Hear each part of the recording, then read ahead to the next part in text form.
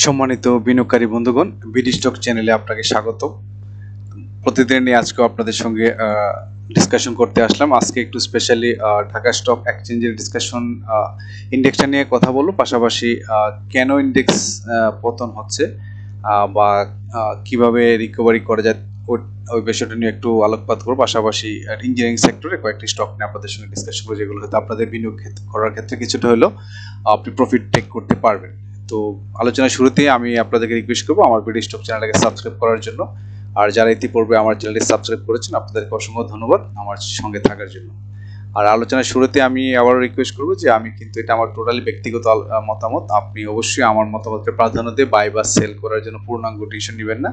আপনি just think করে আপনার প্ল্যানের সাথে যদি আমার প্ল্যান মিলে যায়, তাহলে কিন্তু আপনি এখানে হয়তো কিছু ইনফরমেশন নিয়ে আপনি হয়তো এখানে বাই বা সেল করার কোনো প্ল্যান করতে পারেন। তো ধন্যবাদ।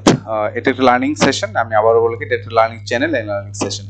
তো আমরা শিখার উদ্দেশ্যে করা, অন্য কোনো উদ্দেশ্যে বা বাণিজ্যিক কোনো উদ্দেশ্যে আমি কোনো প্রোডাক্ট ডিসকাশন করিও না। আর আমি ভবিষ্যতে আমি এই ধরনের কোনো প্ল্যান করবো না। শুধুমাত্র আপনাদের প্রফিট হয় বা আপনাদের একটু বেটার হয় এই ধরনের ইনফরমেশন আমি সাধারণত প্রোভাইড করে থাকি। তো ধন্যবাদ। প্রথমে শুরু করবো যে আজকে ঢাকা স্টক এক্সচেঞ্জের ইন্ডেক্সটা কিন্তু ক্লোজ হয়েছে ৫,৫৮৬.29 পয়েন্টে, যা গত দিনের তুলনায় 38.22 পয়েন্ট নেগেটিভ, যা 0.68% নেগেটিভ চেঞ্জ আসছে। তো এটা একটা বিশাল একটা যে কন্টিনিউ কিন্তু ফলিং ডাউন হচ্ছে। আর পাশাপাশি আমরা যদি দেখি যাচ্ছে টার্নওভার মাত্র ৩৮৯ কোটি টাকা কিন্তু টার্নওভার আসছে, যেটা কিন্তু ইনসিগনিফিকেন্ট। কারণ এই টার্নওভার দিয়ে কিন্তু ভালো ইন্ডেক্সে কিন্তু গ্রোথ আসবে না। আর আজকে যেসব স্টকগুলো, বিশেষ করে যে স্টকগুলো সাপোর্ট দিয়েছে, নাহলে তো আরও খারাপ অবস্থা হতে পারে, তার মধ্যে হচ্ছে ব্র্যাক ব্যাংক, তারপর 3.8% পজিটিভ চেঞ্জে এটা আসছে, অ্যাডেন্টেল 1.08, আফতাবুটু, প্রাইম ব্যাংক, এল অ্যাজ ইউজুয়াল। এগুলো আসলে খুব বেশি যে একটা সাপোর্ট, এগুলো চোখে পড়ার মতো না, বাট সাপোর্ট একটা দিয়েছে এরা। রেনাটা, মালিক স্পিন, তারপর হচ্ছে প্রগতি লাইফ, লিবরেন ইনফেশন, রূপালী, প্রাইম ব্যাংক, এগুলো। আর হচ্ছে যে স্টকগুলো, এই স্টকগুলো ভালো করলে কিন্তু ইন্ডেক্সের চেহারাটা চেঞ্জ হতে পারতো। অলিম্পিক অলমোস্ট 4% নেগেটিভ ইন্ডেক্সের ক্ষেত্রে রোল প্লে করছে। Beximco pharma -3.47, only 3.5%, Beacon pharma almost 3%, Islami bank almost 3%, UCB -2.4, national bank -2.4, Linde BD almost 2%, BAT BC 1.33 minus, BSRM -1.26 and Khan brothers কিন্তু -1.25। এই স্টকগুলো যদি রিভার্স করে তাহলে কিন্তু ইন্ডেক্সের চেহারা চেঞ্জ আসতে পারতো। এইসব কারণে কিন্তু টার্নওভারটা আসতেছে না। তো এখানে আমরা আরেকটা আচ্ছা, আজকে আর ওইদিকে যাচ্ছি না, আমি শুধু সেক্টরগুলো দেখতেছি। ইন্স্যুরেন্স সেক্টর শুধুমাত্র এখানে যাচ্ছে 0.69% পজিটিভ গ্রোথ আগাচ্ছে, IT sector 0.97, jute 0.15, mutual fund 0.5। আসলে এই সেক্টরগুলোতে আপনারা যদি 2%, 3%, তাহলে কিন্তু তেমন একটা পরিবর্তন আসবে। এখানে এগুলো খুব হচ্ছে অল্প শেয়ার নিয়ে একটা সেক্টর করা। তো এই ক্ষেত্রে সবচেয়ে বেটারই হয় ব্যাংক, টেলিকমিউনিকেশন, ফার্মাসিউটিক্যালস, তারপর হচ্ছে আপনার ইঞ্জিনিয়ারিং, এই সেক্টরগুলো যদি পেপার ইঞ্জিনিয়ারিং, তারপর হচ্ছে পাওয়ার, ফুয়েল অ্যান্ড পাওয়ার, এই সেক্টরগুলো যখন টান দিবে তখন কিন্তু আসলে চেঞ্জ আসবে ইন্ডেক্সে, নাহলে কিন্তু চেঞ্জ আসাটা ভেরি ভেরি টাফ হয়ে যাবে। এখন আমরা দেখবো যে হল্টেড আইটেম ছিল আজকে মূলত আফতাবটু, আর হচ্ছে Z category BAFC, jute spin, লিবরেন ফ্যাশন, আর হচ্ছে রূপালী লাইফ ইন্স্যুরেন্স, এগুলো হল্টেড আইটেম ছিল। তো এখন আমি দেখব যে একটা মেসেজ শেয়ার করবো আপনাদের সাথে, সেটা হচ্ছে যে আসলে আজকে ইন্ডেক্সে অনেক কমার একটা কারণ হচ্ছে এখানে পুঁজিবাজারে বিসেক থেকে যে একটা প্রেস বিজ্ঞপ্তি দেওয়া আছে, এখানে বলা হচ্ছে যে বেক্সিমকোর শেয়ার লেনদেনের মাধ্যমে সিকিউরিটিজ আইন ভঙ্গ করার নিম্নোক্ত ব্যক্তি ও প্রতিষ্ঠানকে নিম্নোক্তভাবে অর্থদণ্ডে দণ্ডিত করা হয়।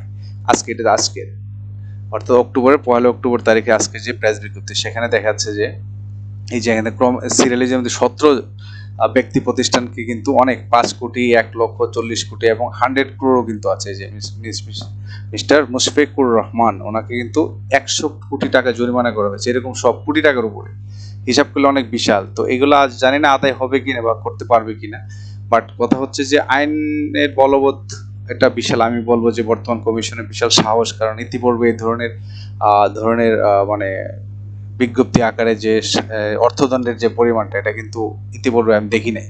তো যদি কার্যকর করতে পারে ভালো, আর এটা লং রানের জন্য অবশ্যই ভালো। যদি সত্যিকার অর্থেই যদি শুদ্ধ অভিযান হয়ে থাকে, তাহলে আমি মনে করবো যে এটা অবশ্যই করা উচিত। এবং এবং এটা যে ইমপ্লিমেন্টেশন আমরা দেখতে পারি নেক্সট হয়তো কিছুদিন একটু সার্ভাইভ করতে হবে, বাট পরবর্তীতে হয়তো আমরা একটু ভালো একটা রেসপন্স দেখতে পাবো, যেহেতু হয়তো দুষ্ট চক্রের থেকে হয়তো শেয়ার বাজারটা কিছুটা হলেও মকুব পাবে। তো এই সবগুলোর পিছনে কিন্তু আমরা রেজাল্ট দেখতে চাই। তো এগুলো খামখেয়ালি করে করে মার্কেটটা ফল করে যদি হয় তাহলে কিন্তু মানুষ খুব কষ্ট পাবে। যদি এটার বিনিময়ে যদি মার্কেটটা চেঞ্জ আসে, অর্থাৎ এই যে গোষ্ঠী যারা এই গোষ্ঠীগুলো যদি একটু নিপাত যায় তাহলে হয়তো ইন্ডেক্সটা পজিটিভ আসবে। তো সেই ধারাতে হচ্ছে আগামীকালকে হয়তো আমার মনে হচ্ছে এই যে এটা রিয়াকশনটা হয়তো আগামীকাল মার্কেটে পড়তে পারে। অবশ্যই এটা নেগেটিভ ইম্প্যাক্ট পড়ার সম্ভাবনাটা বেশি। আরেকটা নিউজ আসছে, এই যে খারাপ হওয়ার কারণ যেটা বললাম যে ইন্ডেক্স পড়তেছে, আরেকটা কারণ হচ্ছে যে এই যে একটা নিউজ আসছে এখানে যে সেটা হচ্ছে ব্যাংক ঋণের সুদের হার বাড়ায় প্রভাব পড়ছে পুঁজিবাজার। আমরা সবাই জানি যে বাংলাদেশ ব্যাংকের যে পলিসি রেট এটা কিন্তু বাড়িয়ে দিয়েছে অলরেডি 50 বিপিএস বাড়িয়ে কিন্তু 9.5% কিন্তু এখন করা হচ্ছে। তো বাংলাদেশ ব্যাংক থেকে যেসব মার্চেন্ট ব্যাংক বা হচ্ছে ডিলার বা ব্রোকারেজ হাউস লোন নিবে তারা কিন্তু 9.5% হারে লোন নিবে। আর সেই লোনটা যখন আপনার কোনো বিনিয়োগকারী দেখা যাচ্ছে আপনার লোন নিতে চায়, তো তারা কিন্তু তাদের কাছে 14 থেকে 18% কিন্তু এখানে কিন্তু লোন নিতে হবে। তো সেই ক্ষেত্রে কিন্তু অনেক বিনিয়োগকারী কিন্তু চাপের মধ্যে পড়ে কিন্তু অনেকে ঝামেলা পড়তে পারে। তো সেই জন্য কিন্তু এখন কিন্তু ওই লোনের যে ব্যাপারটা, এই লোনের কারণে কিন্তু অনেকে কিন্তু ফোর্স সেল দিয়ে কিন্তু তার লোন অ্যাডজাস্টমেন্ট হচ্ছে। কারণ অনেকে যারা আগে যে লোন ছিল ওই লোনটা কিন্তু অ্যাডজাস্টমেন্ট করা হচ্ছে এখন। অর্থাৎ আগে যদি 9% দিচ্ছিল বাংলাদেশ ব্যাংক ওদের কাছ থেকে, এখন ব্রোকার হাউস যারা কিন্তু এখন তখন যদি 13% দিয়ে থাকে এখন কিন্তু 14-18% এটা কিন্তু অ্যাডজাস্টমেন্ট করবে। এতে করে কিন্তু বিশেষ করে যারা মার্জিন লোন নিয়ে যারা শেয়ার ব্যবসা করে থাকেন ওনারা কিন্তু একটা চাপে পড়ে যাবেন। তো সেই ক্ষেত্রে কিন্তু লোন না নেওয়ার কারণে কিন্তু নিরুৎসাহিত করা, অর্থাৎ মূলত 59.5% করার উদ্দেশ্য হচ্ছে মূল্যস্ফীতিটাকে একটু লাগাম টানার জন্য। এবং বাংলাদেশ ব্যাংকের প্ল্যান হচ্ছে এটা ডে বাই ডে কিন্তু এটা বাড়ার পর 11.5% পর্যন্ত করার পর্যন্ত আমাদের প্ল্যান আছে, যতক্ষণ পর্যন্ত মূল্যস্ফীতিটা আন্ডার কন্ট্রোলে আসে। তো পুঁজিবাজারে এটাও কিন্তু একটা ফ্যাক্ট, কারণ আপনার ঋণের হার বেড়ে গেলে কিন্তু সে স্বাভাবিকভাবে সে কিন্তু করবে না। আবার ওপর দিকে আপনি দেখেন ইউএসএ এর যে ফেডারেল ব্যাংক অফ ইউএসএ ওনারা কিন্তু ওনাদের যে পলিসি রেট এটা কিন্তু হচ্ছে কমিয়েছে। আগে ছিল 5.5, এটা 50 বিপিএস কমিয়ে কিন্তু 5% এ নিয়ে আসছে। এতে করে কিন্তু শেয়ার বাজার ওখানে পজিটিভ হবে। সিমিলারলি কিন্তু ইন্ডিয়াতেও কিন্তু শেয়ার বাজার এখন খুবই তুঙ্গে। তো যাই হোক এটা ডিফারেন্ট ইস্যু। তো এই ব্যাংক ঋণ বাড়লে কিন্তু পুঁজিবাজারে এটা প্রভাব পড়ে, এটা আমরা জানি আগের থেকে। তো এটাও একটা কারণ হতে পারে। তো দুইটা কারণ আপনাদের শেয়ার করার উদ্দেশ্য হচ্ছে যে হয়তো পারে আগামীকালকে মার্কেটটা হয়তো নেগেটিভ যেতে পারে, আপনারা যে পজিটিভলি একটু জাস্ট আপনি মেন্টালি যদি জেনে রাখেন তাহলেই তো আপনার মধ্যে হয়তো একটু মানে পজিটিভ রিয়াকশন থাকবে। এই জন্যই উদ্দেশ্য। আর আজকে আমি এখন আপনাদের সঙ্গে কয়েকটি স্টক নিয়ে কথা বলবো। তার মধ্যে ইঞ্জিনিয়ারিং সেক্টর একটি স্টক হচ্ছে ওয়ালটন হাইটেক নিয়ে অনেকে রিকোয়েস্ট করেছেন যে একটু আলোচনা করার জন্য। তো প্রথমে আমি যদি আরএসসিটার দিকে একটু আলোকপাত করি, স্ট্রেট কিন্তু ডাউন ট্রেন্ডে চলে যাচ্ছে। অর্থাৎ আমরা জানি যে 30 নিচে গেলে কিন্তু এটা হচ্ছে একবারে কিন্তু আন্ডার ভ্যালুড, এমনিতে আন্ডার ভ্যালুড, তো একবার আন্ডার ভ্যালুড হয়ে চলে যাবে। তো আমরা হয়তো আরো কিছুদিন এটা এভাবে চলতে থাকবে। পাশাপাশি আমি যদি এমএসসিডি ক্রসওভারটা দেখে কিন্তু স্ট্রেট কিন্তু নেমে যাচ্ছে, অর্থাৎ সে ওঠার একটা প্ল্যান দেখা যাচ্ছে না। আর পাশাপাশি এখানে আরেকটা মেসেজ শেয়ার করবো, সেটা হচ্ছে মানি ফ্লোটা কিন্তু ইনক্রিজিং, অর্থাৎ মানি ফ্লোটা হয়তো ইনক্রিজ করে একটু কিন্তু টার্নওভার নিচ্ছে। এই টার্নওভার নিয়ে মানে কিন্তু হচ্ছে ডিক্রিজিং ফর্মে থাকার একটা আগে যে একটা ডেভিয়েশন হয় সেই ডেভিয়েশনে কিন্তু এটা। তো দেখা যাক যদি মানি ফ্লো কমে যায় তাহলে অবশ্যই সেল দিচ্ছে, মানে সেল করে করে বেরিয়ে যাচ্ছে। এই যে উঠতেছিল কিন্তু এখন কিন্তু মানি ফ্লোটা কিন্তু মানে কিন্তু উইথড্র করতেছে, অর্থাৎ এখান থেকে সেল করে কিন্তু বেরিয়ে যাচ্ছে। তো এখানে আমি দেখবো যে কোথায় সাপোর্ট পেতে পারে। তো ওয়ালটন হাইটেক বর্তমানে যে ক্যান্ডেলটা প্যাটার্ন শো করেছে এটা একটা ক্যান্ডেল। তো এখানে প্রচুর কিন্তু সেলার অ্যাক্টিভ এবং শেষ দিকে কিন্তু বায়ারও আছে, কিন্তু বডির তুলনায় কিন্তু বায়ারের অ্যাক্টিভিটিটা কম। তারপরেও হয়তো গ্রিন ক্যান্ডেল আগামীকালকে একটা ছোটার গ্রিন ক্যান্ডেল হয়েও পরবর্তীতে লাল হয়ে যেতে, প্রথম হয়তো একটু আপ দিয়ে শুরু করবে, পরবর্তীতে কিন্তু রেড ক্যান্ডেল দিয়ে কিন্তু ক্লোজ করবে। এবং আমার ধারণা যে এই ওয়ালটন হাইটেকের সাপোর্ট এই লেভেলে একটা আছে, অর্থাৎ 500, এটা আমরা যদি দেখি না 528 লেভেলে একটা সাপোর্ট রয়েছে। আর যদি এই সাপোর্টটা যদি সে ভেঙে ফেলার সম্ভাবনা বেশি, এটা এই লেভেল পর্যন্ত অ্যাটলিস্ট, অর্থাৎ 486 লেভেলে কিন্তু তার আরেকটা সাপোর্ট রয়েছে। অন্তত এই সাপোর্টটা টাচ করার পরেই হয়তো হয়তো এখান থেকে 528 লেভেল আসার পরে তো সে একটু আপ ট্রেন্ড যাবে, তারপর একটু কারেকশন হয়ে কিন্তু আবার ডাউন ট্রেন্ডে আসবে। 486 এই লেভেলে আসার পর কিন্তু সে আবার নতুন করে আপ ট্রেন্ড নিয়ে নতুন একটা হাই ক্রিয়েট করে এভাবে কিন্তু ছোট ছোট ছোট আপসুইং করে করে কিন্তু সে একসময় মুভমেন্ট করে এই যে এই লেভেলটা কিন্তু তার মেইন টার্গেট, এই যেখান থেকে সে ফ্লোর প্রাইস চলে গেছে একসময় কিন্তু এইখানে যাবে। তো আমি বেশ কিছুদিন আগে একটা ভিডিওতে বলছিলাম যে এই লেভেলে আসা পর আপনারা যদি কেউ বিনিয়োগ করতে চান লং টাইমের জন্য আপনারা কিন্তু বেনিফিটেড হবেন, কারণ এখন কিন্তু সে ডাউন ট্রেন্ডে আছে। তো হয়তো আমরা আগামী 2 বছর পর হয়তো এই লেভেলে আমরা কল্পনা করতে পারবো ওয়ালটনকে। ওয়ালটন তো যথেষ্ট তাদের বিজনেস ইউনিটের ভিন্ন ভিন্ন কিন্তু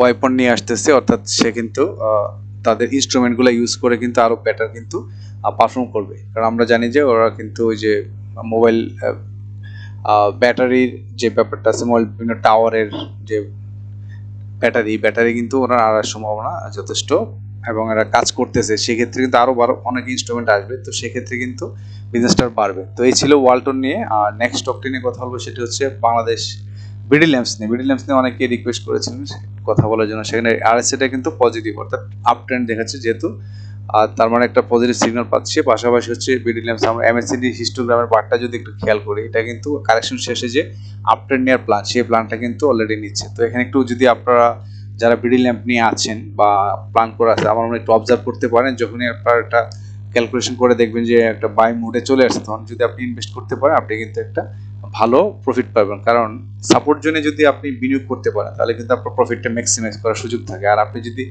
বাই করার সময় যদি আপনি ভালো রেটে না কিনতে পারেন তাহলে কিন্তু আপনার প্রফিটটা কিন্তু নাও আসতে পারে। এখন আমরা দেখবো যে আমাদের চার্টটা দেখবো, হিস্টোগ্রাম দেখলাম, এটা আচ্ছা ঠিক আছে। এখন আমরা চলে আসি যে ক্যান্ডেল প্যাটার্ন।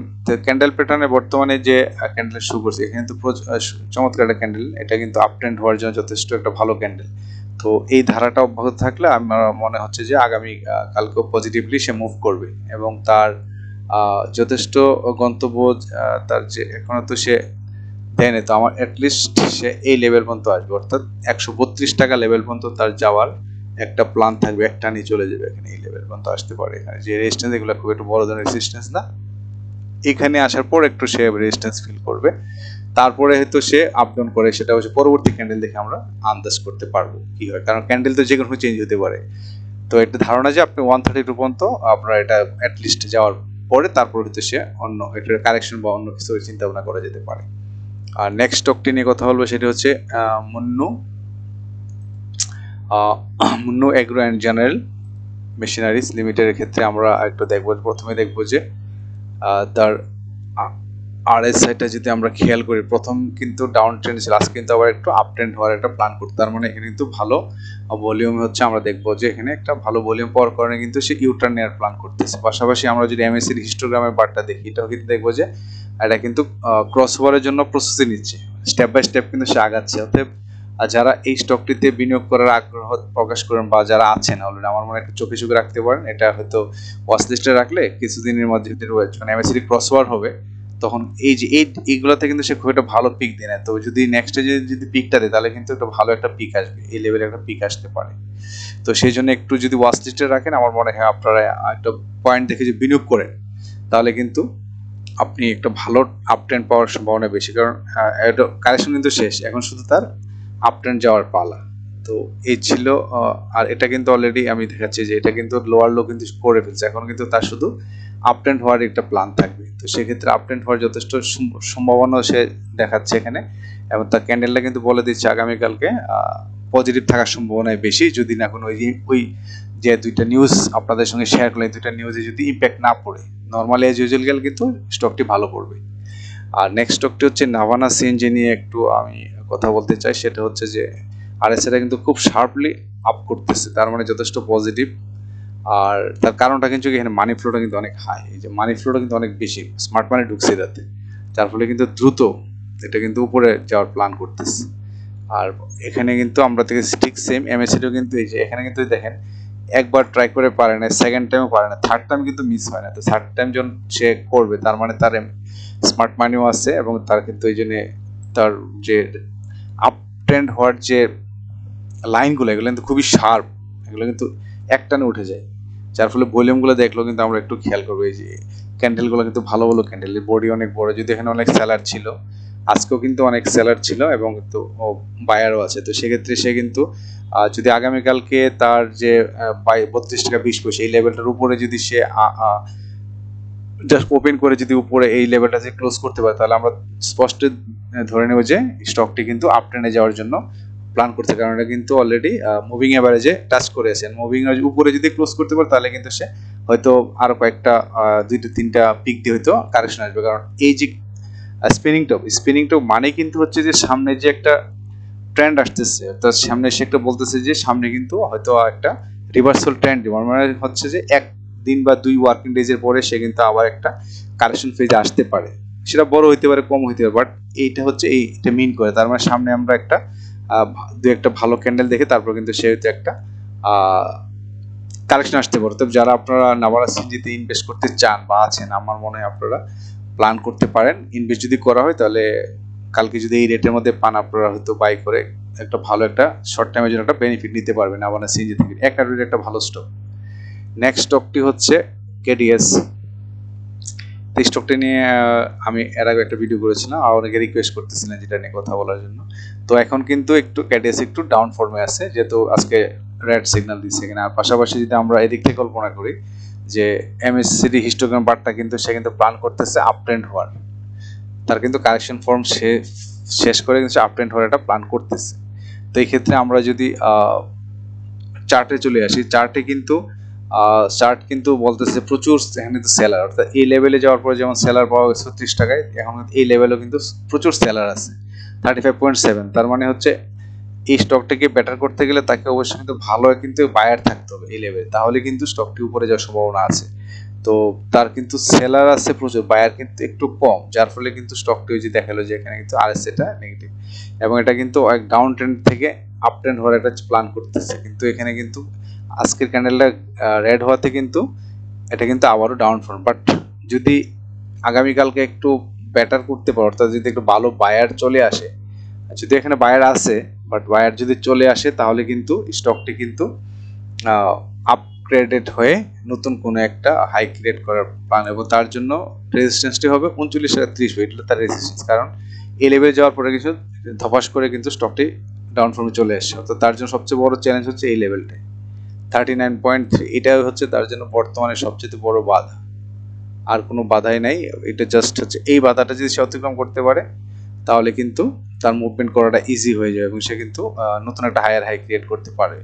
এবং কেডিএস একটু ভালো স্টক নির্দ্বিধায় বলা যায়। তো এখন একটু ডাউন ফর্মে, এটাই স্বাভাবিক, এই যে পিক বেশ করে পিক দিয়ে দিচ্ছে, দেখে ডাউন ফর্মে গিয়ে আবার আসবে আবার যাবে, এটাই তো নিয়ম। আর এই হচ্ছে তো কেডিএস এ যে আমরা দেখছিলাম যে লোয়ার লোটা কিন্তু সে টাচ করে ফেলছে, এখন কিন্তু সে আপ ট্রেন্ড হওয়ার একটা প্ল্যান করবে, যেহেতু সে লোয়ার লো টাচ করে ফেলছে তখন সেকেন্ড টাইম তো যাবে না এদিকে, পিক দেওয়ার পরে যাবে। তো এখন তার জন্য ইম্পর্টেন্ট মেসেজ হচ্ছে 39 টাকা 30 পয়সা পর্যন্ত তার হচ্ছে যাওয়ার সম্ভাবনা বেশি। এখানে যাওয়ার পরে কিন্তু সে হয়তো আপ ট্রেন্ডের প্ল্যান করতে হবে। এই জায়গাটা যেতে গেলে তাকে ভালো কিন্তু ভলিউমের প্রয়োজন, তো সে বেশ কাম বাই টার্নস আস্তে আস্তে কিন্তু সে এটা করবে। আর একটা ব্যাপার বলে রাখি যে যখন এই যে বেবি ক্যান্ডেলগুলো এক জায়গায় কনসলিডেট হয়, তখন কিন্তু এটা বোঝা যায় যে পরবর্তী একটা আপ ট্রেন্ড নেওয়ার আগে কিন্তু এই ধরনের এখানে কিছু শেয়ার কিন্তু বাই হয়, অর্থাৎ কনসলিডেট হয়, এখানে কিন্তু কালেকশন হওয়ার পরে কিন্তু একটা জাম্প করে, সেই জাম্পটা হয়তো 1-2 দিনের পরে করে বা 3 দিন পরে এই লেভেল যদি নাও যায় ফার্স্ট ফেজে অ্যাটলিস্ট সে এই লেভেলে যেতে পারে বা এই লেভেলে আসতে পারে 37 টাকা 50 পয়সা, অথবা সে এই লেভেলে আসতে পারে 38 টাকা আসতে পারে, 37 থেকে 38 এই যে কোনো একটা লেভেলে টাচ করবে, করার পরে হয়তো একটু হয়তো সাইডওয়েজ থাকতে পারে, তারপরে আবার নতুন করে টেনে যাবে, একটু কারেকশন আসতে পারে। কারণ এই বাধাগুলো তো একটা বাধা আছে, এই রেঞ্জটাকে অতিক্রম করার জন্য তার সেই পরিমাণ কিন্তু তার ভালো ভলিউম লাগবে। তো ভালো ভলিউম হলে তো রেটের একটা ব্যাপার থাকে, তো সেক্ষেত্রে অ্যাটলিস্ট সে এই লেভেল পর্যন্ত যাবে 37.5 আর 38, এই লেভেল থেকে পরবর্তীতে আপডেট করবে। তো কেডিএস নিয়ে যারা আছেন আমার মনে হচ্ছে যে আপনারা জাস্ট অবজার্ভ করেন, কারণ কেডিএস কিন্তু আপ করারই সম্ভাবনা, কারণ তার তো নিচে যাওয়ার অলরেডি চলে গেছে, হ্যাঁ, এখন শুধু সে আপ ট্রেন্ড করবে। সেই জন্য আপনাকে একটু অবজার্ভ করতে হবে যে স্টকটি আসলে কোথায় যায়, কি মুভমেন্ট কেমন করতেছে। তো সেই ক্ষেত্রে আপনারা অবশ্যই আমি যেটা বললাম যে এই লেভেলটা যদি হয় তাহলে এখানে কিন্তু আপনারা একটা হয়তো এই লেভেলটাতে একটা বাই একটা সিগন্যাল নিতে পারেন, যারা এই লেভেলে ইনভেস্ট করে তারা এই লেভেল থেকে কিন্তু একটা বাই করে হয়তো এন থেকে আবার নতুন করে এন্ট্রি নেওয়ার একটা প্ল্যান থাকবে 39.3। তো এই ছিল কেডিএস নিয়ে। আর নেক্সট স্টকটি হচ্ছে গোল্ডেনসন। তো ইন্ডিয়ান সেক্টরের আরেকটি স্টক হচ্ছে গোল্ডেনসন। গোল্ডেনসনের ক্ষেত্রে আমরা দেখতে পাচ্ছি যে এটা কিন্তু কারেকশন শেষে কিন্তু সে একটা ইউটার্নের একটা প্ল্যান করতেছে, যেহেতু এখানে কিন্তু এটা সুবিধাটা কি যে যখন একটা প্যারালাল শো করে তখন কিন্তু পরবর্তীতে আপট্রেন্ড নেই, কারণ তার কারেকশন শেষ এটাই মিন করে। তার মানে সে স্মুথলি কিন্তু এখন একটা প্ল্যান করবে যে আপট্রেন্ড হওয়ার জন্য।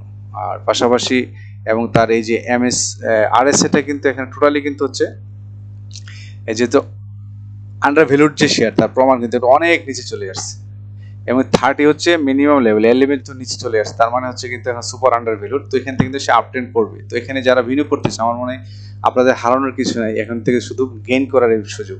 তো এই লেভেলটা হচ্ছে একবারে সুপার সাপোর্ট জোন। এই লেভেলটা যদি ইনভেস্ট করে আপনি করতে পারেন তাহলে কিন্তু আপনার একটা অ্যাটলিস্ট এই যে বলতে 14 টাকা 40 পয়সার মধ্যে সে অ্যাটলিস্ট ফার্স্ট যে প্রায়োরিটি তার এটা থাকবে, এখানে যাবে, কারণ এইটা হচ্ছে তার রেজিস্ট্যান্স।